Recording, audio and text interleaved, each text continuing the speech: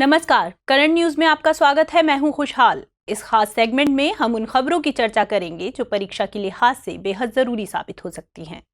बीते सप्ताह की वो बड़ी खबरें जिनके इर्द गिर्द आपकी परीक्षा के सवाल बनाए जा सकते हैं। सबसे पहले हेडलाइंस पर डालते हैं एक नजर। 4 स्तरीय हेल्थ इंफ्रास्ट्रक्चर की तरफ बढ़ रही सरकार। संसद के मानसून सत्र में नए हेल्थ बिल लाने की तैयारी में केंद्र। खत्म होगा 125 साल पुराना एपिडेमिक डिजीज एक्ट। बजट से ज्यादा खर्च को लेकर संसद में केंद्र का प्रस्ताव। अलग अलग योजनाओं में 1 लाख करोड़ से ज्यादा के खर्च की तैयारी। इस बजटीय वर्ष में तीसरी बार अतिरिक्त खर्च की मंजूरी मांग रही सरकार।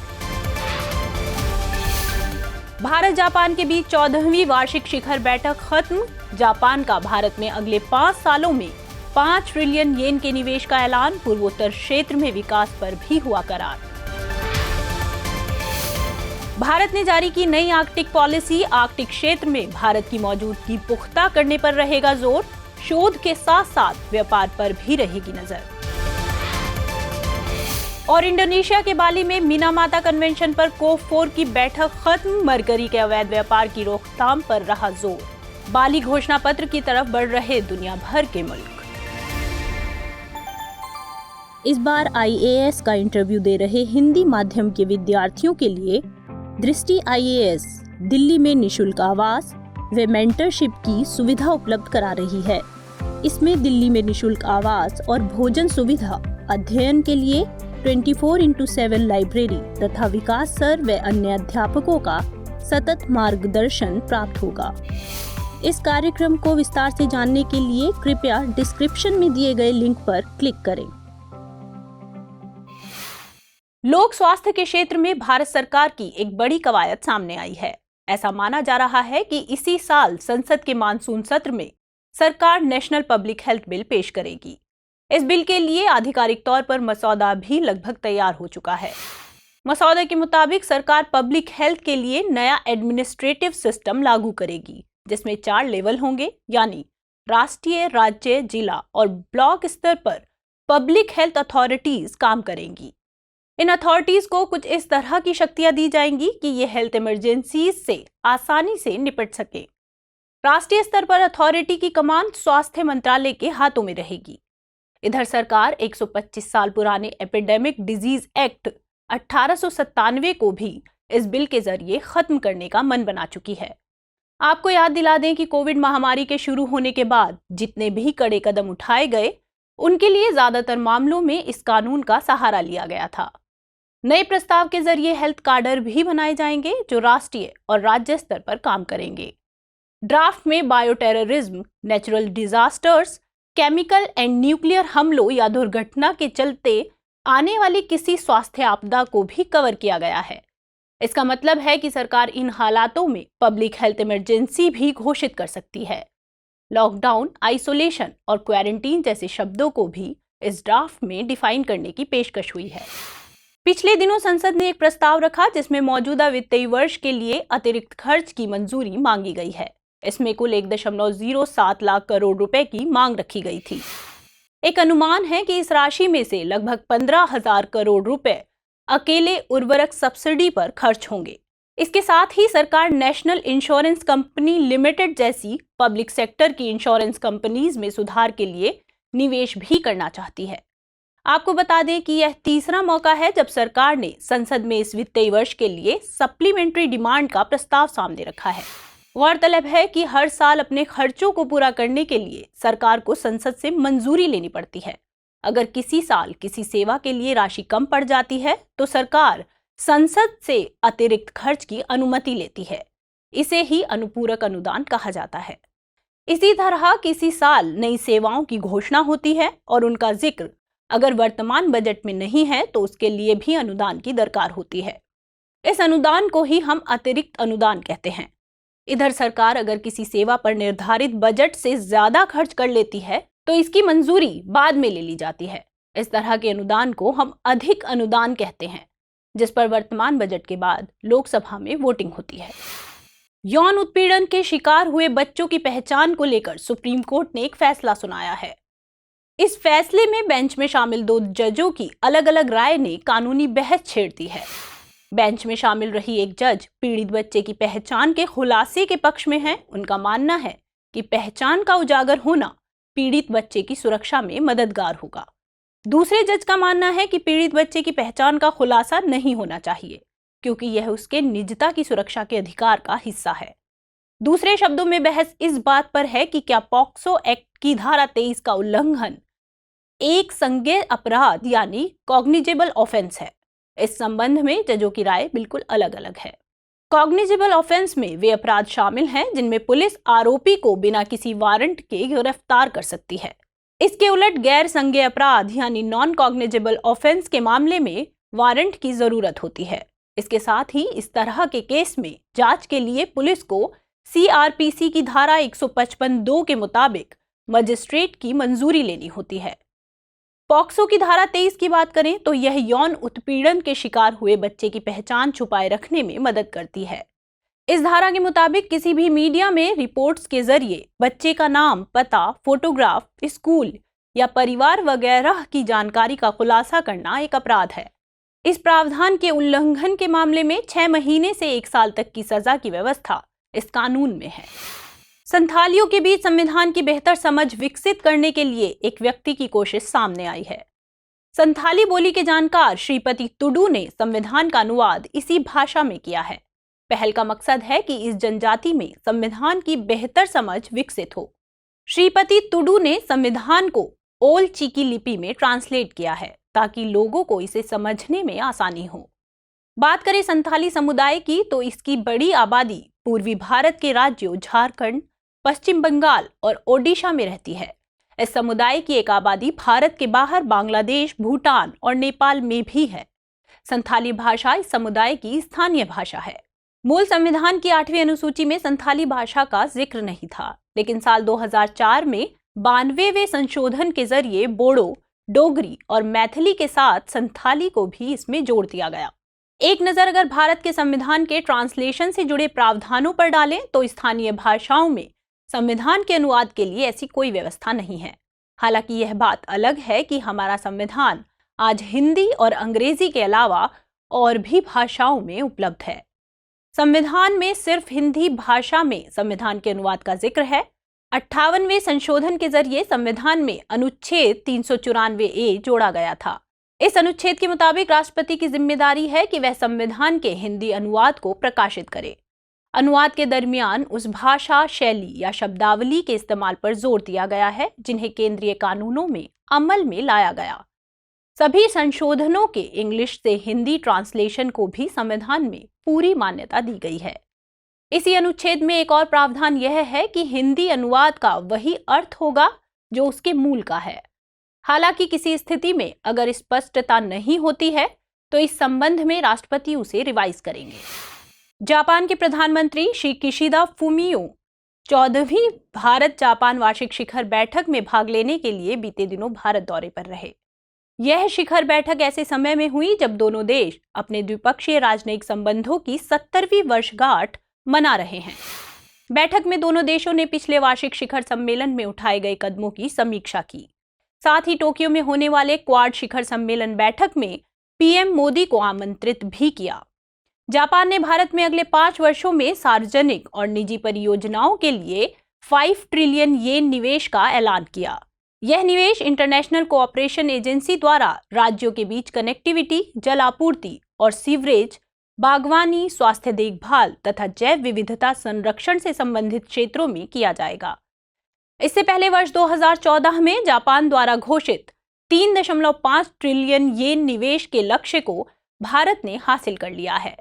इसके साथ ही जापान द्वारा विकेंद्रीकृत अपशिष्ट जल उपचार के लिए जोहकासो प्रौद्योगिकी के लिए समझौता ज्ञापन पर हस्ताक्षर किए गए हैं। इस टेक्नोलॉजी का प्रयोग उन क्षेत्रों में किया जाएगा जहां सीवेज से जुड़े बुनियादी ढांचे का अभाव होगा। औद्योगिक सहयोग को बढ़ावा देने के लिए भारत जापान औद्योगिक प्रतिस्पर्धात्मकता भागीदारी की स्थापना साल 2021 में की गई थी। अब इसके जरिए MSME, विनिर्माण और आपूर्ति श्रृंखला सहित कई क्षेत्रों के लिए रोड मैप तैयार किया जाएगा। इसके अलावा दोनों देशों ने 75 बिलियन अमेरिकी डॉलर का द्विपक्षीय करेंसी स्वैप समझौता भी किया।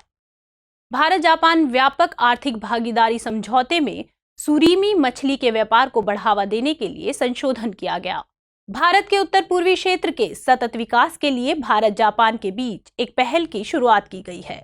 इसमें उत्तर पूर्वी क्षेत्र में बांस की मूल्य श्रृंखला को मजबूत करना, स्वास्थ्य संबंधी देखभाल, वन संसाधन प्रबंधन, कनेक्टिविटी और पर्यटन के क्षेत्र में सहयोग शामिल है। डिजिटल अर्थव्यवस्था को बढ़ाने के मकसद से भारत जापान डिजिटल साझेदारी पर भी व्यापक चर्चा की गई। इससे भारतीय आईटी पेशेवरों के लिए जापान और जापानी कंपनियों में काम करने के अवसर प्राप्त होंगे। स्वच्छ ऊर्जा से संबंधित योजनाओं और कार्बन रिसाइकलिंग जैसे क्षेत्रों में सतत आर्थिक विकास करने की दिशा में सहयोग के लिए भारत जापान स्वच्छ ऊर्जा साझेदारी का स्वागत किया गया। आर्कटिक क्षेत्र में भारत की भूमिका को कैसे बढ़ाया जाए, इसके मद्देनजर केंद्र ने हाल ही में एक आर्कटिक पॉलिसी जारी की है। इस पॉलिसी को India and Arctic building A partnership for sustainable development नाम दिया गया है। पॉलिसी के जरिए सबसे पहले तो सरकार ने आर्कटिक में भारत की स्थायी मौजूदगी की मंशा जाहिर की है। फिलहाल इस इलाके में भारत का केवल एक रिसर्च सेंटर है और उसका नाम हिमाद्री है। इस क्षेत्र में शोध को आगे ले जाने के लिए भारत सरकार एक रिसर्च वेसल की तलाश में भी है जो यहां नेविगेट कर सके। गौरतलब है कि आर्कटिक के मौसम का भारत के मानसून पर सीधा असर पड़ता है, लिहाजा यह वैज्ञानिकों के लिए शोध का विषय है। शोध के अलावा भारत यहां अपने व्यापार के मौके भी तलाशेगा। बात करें यहां काम करने वाले एक संगठन आर्कटिक काउंसिल की, तो भारत को फिलहाल इसमें ऑब्जर्वर का ही दर्जा हासिल है। इस संगठन में 8 सदस्य हैं: Canada, Denmark, Finland, Norway, Iceland, रूस, स्वीडन और अमेरिका। वहीं भारत के अलावा 11 देश इसमें ऑब्जर्वर की भूमिका निभा रहे हैं। पॉलिसी में जिन खास बातों पर ध्यान दिया गया है उनके बारे में हम बताते चलें। सबसे पहले भारत आर्कटिक क्षेत्र में विज्ञान, पर्यावरण सुरक्षा, मैरीटाइम को ध्यान में रखते हुए देश की क्षमताओं को मजबूत करेगा। इसके साथ ही आर्कटिक क्षेत्र में भारत के हितों के मद्देनजर मंत्रालयों के बीच तालमेल पर भी जोर रहेगा। भारत कोशिश करेगा कि आर्कटिक में होने वाले बदलावों के चलते भारत पर होने वाले असर के प्रति समझ को मजबूत किया जाए। पोलर रीजन और हिमालय के बीच के संबंध पर अध्ययन को लेकर भी सरकार आगे से अधिक सक्रिय होगी। स्वच्छ ऊर्जा की दिशा में एक सफल प्रयास के रूप में बीते दिनों सड़क परिवहन और राजमार्ग मंत्रालय ने हाइड्रोजन आधारित सेल इलेक्ट्रिक वाहन टोयोटा मिराई पेश किया। ग्रीन हाइड्रोजन आधारित यह भारत की पहली परियोजना है। इसका मकसद देश में ग्रीन हाइड्रोजन आधारित पारिस्थितिकी का विकास करना और उसे बढ़ावा देना है। साथ ही उपयोग के स्तर पर लोगों को जागरूक करना भी है। गौरतलब है कि बीते साल भारत सरकार ने एक राष्ट्रीय हाइड्रोजन ऊर्जा मिशन की घोषणा की थी। इसका मकसद हाइड्रोजन को वैकल्पिक ऊर्जा स्रोत के रूप में इस्तेमाल करने के लिए एक रोड मैप तैयार करना था।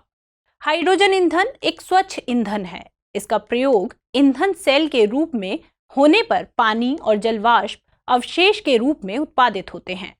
हाइड्रोजन का उत्पादन विभिन्न प्रकार के ऊर्जा संसाधनों से किया जा सकता है, जैसे कि प्राकृतिक गैस, परमाणु ऊर्जा, बायोमास और सौर तथा अक्षय ऊर्जा। यहाँ ग्रीन हाइड्रोजन अक्षय ऊर्जा जैसे सौर, पवन आदि का उपयोग करके जल के इलेक्ट्रोलिसिस प्रक्रिया द्वारा तैयार किया जाता है। इसके तहत विद्युत की मदद से जल को हाइड्रोजन और ऑक्सीजन में तोड़ा जाता है। इससे कार्बन फुटप्रिंट कम होता है।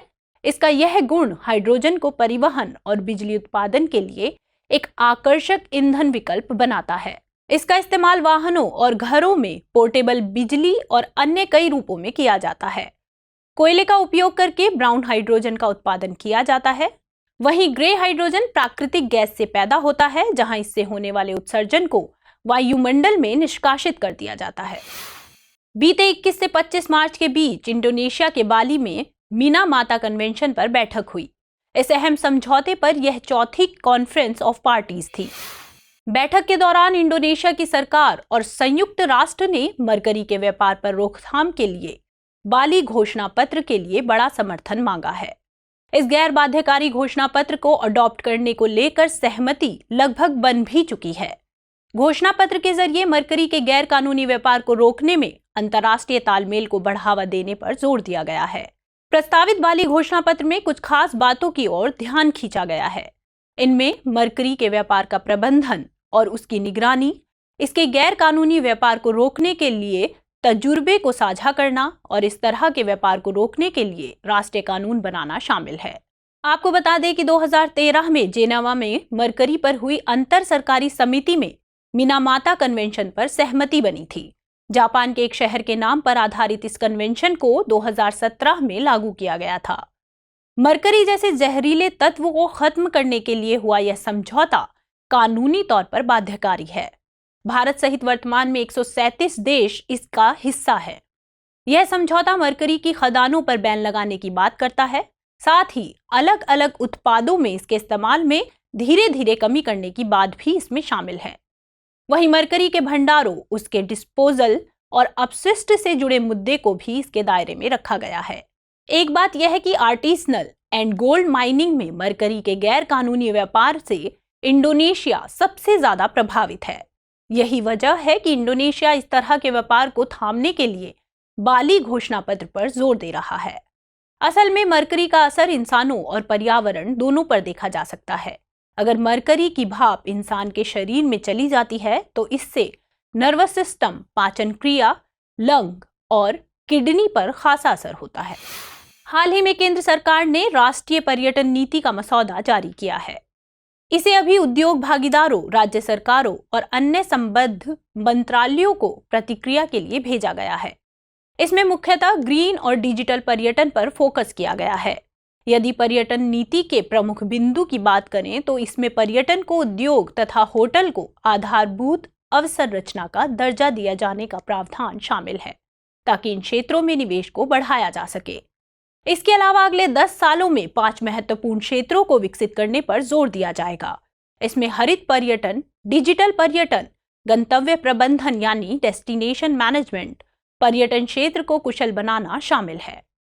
साथ ही सूक्ष्म, लघु एवं मध्यम उद्यमों से संबंधित पर्यटन को समर्थन देना भी शामिल है। जीडीपी में अगर इस क्षेत्र के योगदान की बात करें तो यह क्षेत्र लगभग 6% का योगदान करता है। साथ ही रोजगार के स्तर पर इस क्षेत्र की भागीदारी लगभग 9% है। मसौदा में पर्यटन क्षेत्र को नुकसान से उबारने से संबंधित कई प्रावधान भी किए गए हैं। पर्यटन अर्थव्यवस्था के सेवा क्षेत्र से संबंधित गतिविधि है। आपको बता दें कि पर्यटन शब्द का उल्लेख संविधान में कहीं देखने को नहीं मिलता है, बल्कि इसके स्थान पर तीर्थ यात्रा शब्द राज्य एवं संघ दोनों अनुसूची में शामिल है। हाल ही में कर्नाटक हाई कोर्ट ने हिजाब से जुड़ी याचिका पर अपना फैसला सुनाया। फैसले में कोर्ट ने स्कूलों में निर्धारित ड्रेस के पहनने और हिजाब की मनाही पर अपनी मुहर लगाई। इसी मामले में कोर्ट ने रीजनेबल अकोमोडेशन के सिद्धांत के तर्क को भी खारिज कर दिया। असल में रीजनेबल अकोमोडेशन समानता को बढ़ावा देने से जुड़ा सिद्धांत है। यह विकलांगता, स्वास्थ्य की स्थिति या व्यक्तिगत विश्वास के आधार पर भेदभाव को रोकने की कोशिश करता है। मुख्य रूप से इस सिद्धांत का प्रयोग दिव्यांगता से संबंधित अधिकार प्रदान करने के लिए किया जाता है।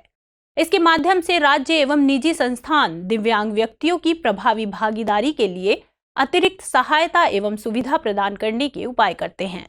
विकलांग लोगों के अधिकारों पर संयुक्त राष्ट्र कन्वेंशन के अनुच्छेद 2 के अनुसार यह एक आवश्यक एवं उचित समायोजन है, जिसके मुताबिक विकलांग व्यक्तियों के साथ किसी भी प्रकार का असंगत या अनुचित व्यवहार न किया जाए, ताकि वे अन्य लोगों की तरह अपने मानवाधिकारों का उपयोग कर सकें। इसी प्रकार वर्ष 2016 में अंतर्राष्ट्रीय श्रम संगठन ने कार्यस्थल में समानता को बढ़ावा देने के लिए एक व्यावहारिक गाइड बुक जारी किया था। इसके तहत श्रमिकों को 4 श्रेणियों में बांटा गया: विकलांग, HIV और एड्स से पीड़ित, गर्भवती और पारिवारिक जिम्मेदारियों वाले, और एक विशेष धर्म या विचारधारा के श्रमिक।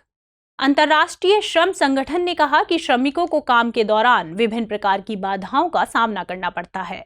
इससे लोगों की रोजगार पहुंच के स्तर पर कमी दिखाई पड़ती है।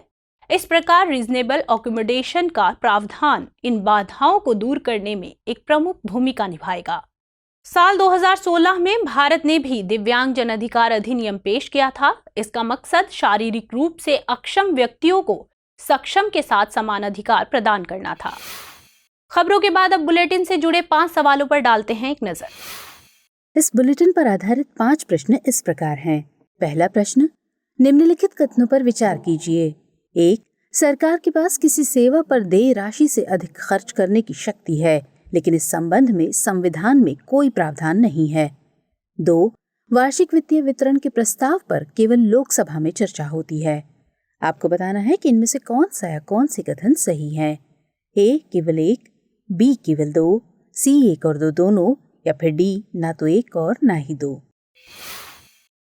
अगला प्रश्न, निम्नलिखित कथनों पर विचार कीजिए। 1. संविधान में उल्लिखित प्रावधानों के अनुसार राष्ट्रपति का कर्तव्य है कि वह 8वीं अनुसूची में शामिल सभी भाषाओं में संविधान का अनुवाद प्रकाशित करें। 2. संविधान के हिंदी अनुवाद का वही अर्थ है जो उसके मूल का है। 3. अनुवाद में किसी स्थान पर अस्पष्टता की स्थिति में पुनरीक्षण की शक्ति संसद के पास है। उपर्युक्त में से कौन सा या कौन से कथन सही हैं? तो विकल्प है ए केवल 1, बी केवल 2 और 3, सी केवल 2 या फिर डी केवल 1 और 3। अगला प्रश्न, प्राय सुर्खियों में रहने वाले मीनामाता अभिसमय का संबंध निम्नलिखित में से किससे है? ए. जापान में प्रसारित एक स्थानीय रोग की रोकथाम के लिए एशिया प्रशांत देशों के बीच की साझेदारी से। बी. WHO द्वारा निर्धारित PM 2.5 सांद्रता की निर्धारित अधिकतम सीमा के अनुपालन के लिए एक प्रोटोकॉल से। सी. मरकरी के खनन पर रोकथाम से, या फिर डी उपर्युक्त में से कोई नहीं। अगला प्रश्न, आर्कटिक परिषद के संबंध में निम्नलिखित कथनों पर विचार कीजिए। कथन 1, एशिया प्रशांत के सभी देश आर्कटिक परिषद में शामिल हैं। कथन 2, भारत आर्कटिक परिषद में स्थायी सदस्य है। उपर्युक्त में से कौन सा या कौन से कथन सही हैं? ए केवल 1, बी केवल 2, सी 1 और 2 दोनों, या फिर डी ना तो 1 और ना ही 2। पांचवा और अंतिम प्रश्न, निम्नलिखित कथन एवं कारण पर विचार कीजिए। कथन, पर्यटन के विषय पर कानून केवल संघ सरकार ही बना सकती है। कारण, पर्यटन 7वीं अनुसूची के तहत संघ का विषय है। ऑप्शंस हैं ए. कथन और कारण दोनों सही हैं और कारण कथन की सही व्याख्या करता है। बी. कथन और कारण दोनों सही हैं लेकिन कारण कथन की सही व्याख्या नहीं करता। सी. कथन और कारण दोनों सही हैं, या फिर डी. कथन और कारण दोनों गलत हैं। तो फिलहाल इस बुलेटिन में इतना ही। खबरों को विस्तार से पढ़ने के लिए विजिट करें www.drishtiias.com पर। साथ ही दृष्टि IAS के हिंदी, अंग्रेजी YouTube चैनल और दृष्टि PCS YouTube चैनल को लाइक, शेयर और सब्सक्राइब करना ना भूलें। लेकिन चलते चलते डालते हैं कुछ छोटी मगर जरूरी खबरों पर एक नजर। नागालैंड राष्ट्रीय ई-विधान परियोजना को लागू करने वाला भारत का पहला राज्य बन गया है। अब विधानसभा सदस्य सदन की कार्यवाही में भाग लेने के लिए इलेक्ट्रॉनिक उपकरणों का उपयोग करेंगे। ये पहल कागज रहित संचालन को बढ़ावा देने के साथ सरकार के डिजिटल इंडिया के सपने को साकार करने में अहम भूमिका निभाएगी। हाल ही में नीति आयोग ने विमेन ट्रांसफॉर्मिंग इंडिया पुरस्कारों के 5वें संस्करण का आयोजन किया। इसके तहत 75 महिलाओं को सशक्त और समर्थ भारत के प्रति उनके योगदान के लिए सम्मानित किया गया। ये कार्यक्रम आजादी के अमृत महोत्सव के हिस्से के रूप में मनाया गया। बोफा ग्लोबल रिसर्च रिपोर्ट के अनुसार कुल वाणिज्यिक ऋण में घरेलू बैंकों की हिस्सेदारी में गिरावट आई है। ये गिरावट वित्त वर्ष 2011 के 56% से कम होकर 2021 में 34% रह गई है। इसका प्रमुख कारण कोरोना महामारी एवं कंपनियों की बैंकों से ऋण लेने की प्रवृत्ति में कमी है। हाल ही में रूस ने यूक्रेन के खिलाफ पहली बार किंजल हाइपरसोनिक मिसाइल का प्रयोग किया। ये मिसाइल ध्वनि की गति से 5 गुना तेज रफ्तार से उड़ने और लक्ष्य को भेदने में सक्षम है। इसे इवानो फ्रैंकिव्स्क क्षेत्र के भूमिगत हथियार गोदाम को नष्ट करने के लिए प्रयोग किया गया। हाल ही में राजस्थान के भरतपुर जिले के केवलादेव राष्ट्रीय उद्यान में अफ्रीका की बोमा तकनीक का प्रयोग किया गया। इसका इस्तेमाल चित्तीदार हिरणों को पकड़ने और उन्हें मुकुंदरा हिल्स टाइगर रिजर्व में पहुंचाने के लिए किया जाएगा। चित्तीदार हिरण IUCN की रेड लिस्ट में लीस्ट कंसर्न की श्रेणी में शामिल है। 20 मार्च को प्रत्येक वर्ष विश्व गौरैया दिवस मनाया जाता है। 2022 के लिए इस दिवस की थीम रखी गई है आई लव स्पैरो। इस दिवस को मनाए जाने का उद्देश्य गौरैया के बारे में जागरूकता बढ़ाना एवं संरक्षण करना है। देश में पहली बार स्नातक कार्यक्रमों में प्रवेश के लिए कॉमन यूनिवर्सिटी एंट्रेंस टेस्ट कराया जाएगा। इस टेस्ट को करवाने की जिम्मेदारी नेशनल टेस्टिंग एजेंसी की होगी। ये टेस्ट 13 भाषाओं में कराया जाएगा। इसके तहत देश भर के 45 केंद्रीय विश्वविद्यालयों को शामिल किया जाएगा।